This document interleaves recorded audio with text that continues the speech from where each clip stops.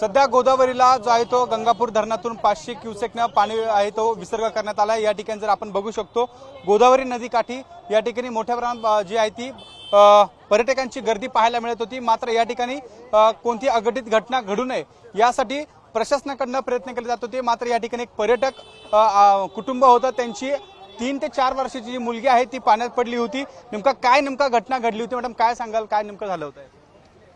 आता एक लहानशी छोटीशी मुलगी होती 3-4 वर्षाची, ती हे पाणी वगैरे बघायला आली होती तर पाय घसरून पाण्यामध्ये पडली ती। तर ती पडली म्हणून तिच्या आईने बघितलं आणि तिच्या आईने लगेच तिला वाचवण्यासाठी खाली नदीमध्ये उडी मारली। त्यांनाही पोहता येत नाही, त्यांना बघून लगेच त्या मुलीच्या वडिलांनी पण उडी मारली। अशा 3 जणांनी सोबत उडी मारली पाण्यामध्ये, तिघांनाही पोहता येत नाही।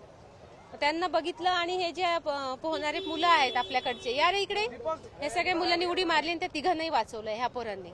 या रामकुंड परिसरामध्ये काही जीवरक्षक आहेत, ते दरवेळा अपघात घडतं, काय नेमकं घडलं होतं, काय सांगशील?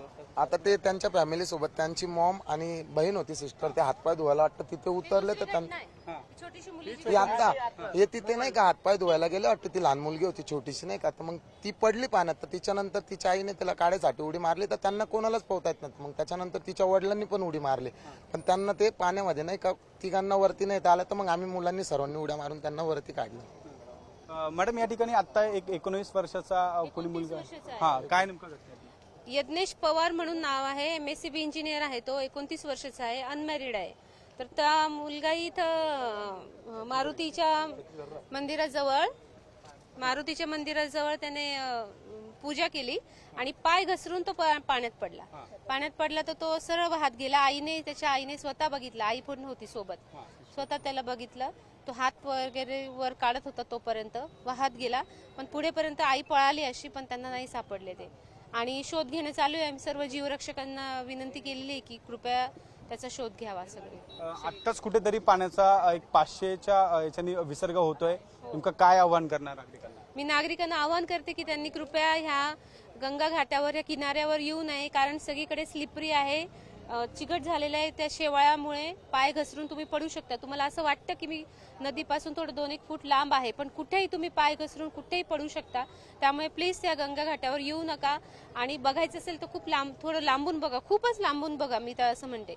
आणि आपल्यासोबत जे तुमचे लहान बाळ वगैरे मुलं वगैरे येत असतील तर त्यांचा कृपया हात पकडा, त्यांना पुढे जाऊ देऊ नका। तुम्ही बघा, आम्ही ते नाही म्हणत, तुम्ही निसर्ग आहे तुम्ही बघा, पण निसर्गाचंही खरं नाही, कुठेही केव्हाही तुम्ही पाय घसरून किंवा काही काट्यामध्ये अडकून कुठेही काही कोणाचा धक्का लागू शकतो, काही होऊ शकतं।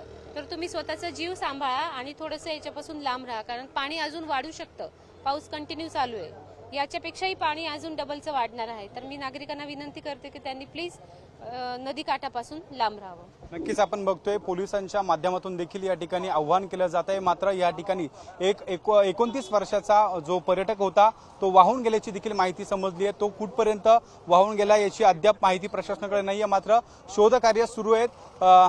तो मुलगा आहे तो या ठिकाणी पर्यटक होता, तो गंगा घाटावर पूजा करत होता आणि पूजा केल्यानंतर त्याने गंगा घाटाच्या परिसरामध्ये त्या ठिकाणी पूजा करत असताना त्याचा पाय घसरला आणि त्या पाय घसरल्यानंतर तो नदीपात्रात पडल्याची माहिती मिळाली आहे।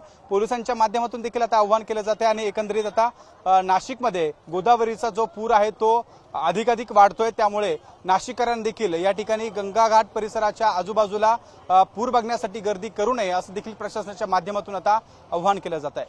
कॅमेरामन मयूर बारगेसह शुभम बोडके, ABP माझा, नाशिक। ABP माझा, उघडा डोळे बघा नीट।